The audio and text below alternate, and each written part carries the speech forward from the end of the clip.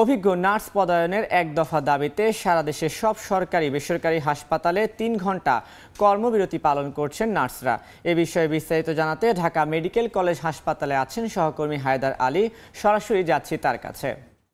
Nursing ও midwifery অধিদপ্তর এবং council থেকে সব ধরনের আমলাদের যে পদ, সেই পদ অপসারণ করে সেখানে যোগ্যতার ভিত্তিতে নার্সদের পদায়নের দাবিতে ঢাকা যে সারা দেশব্যাপী সব সরকারি বেসরকারি হাসপাতালের নার্সদের কর্মবিরতি, সেই কর্মবিরতি সকাল ৯টা থেকে শুরু হয়েছে। আমরা এখন আছি ঢাকা মেডিকেল কলেজ হাসপাতালে। সব হাসপাতালের মতো এখানেও সকাল ৯টা থেকে এই কর্মবিরতি শুরু হয়েছে এবং আমরা কথা বলে জানতে পেরেছি তাদের যে ৩ ঘন্টার কর্মবিরতি সেটি ১২টা পর্যন্ত চলবে।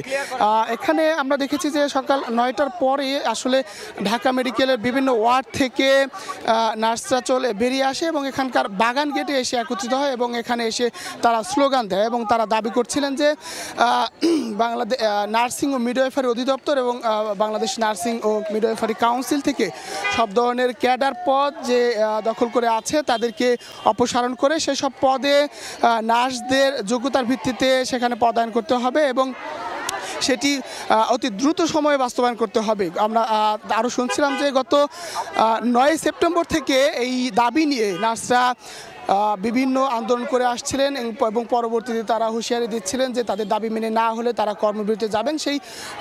সেই হুঁশিয়ারি পরিপ্রেক্ষিতে কিন্তু গতকাল তারা এটি নিশ্চিত করে যে আজ সকাল ৯টা থেকে তাদের এই কর্মবিরতি শুরু হবে এবং ৩ ঘন্টা কর্মবিরতি অর্থাৎ বেলা 12টা পর্যন্ত চলবে।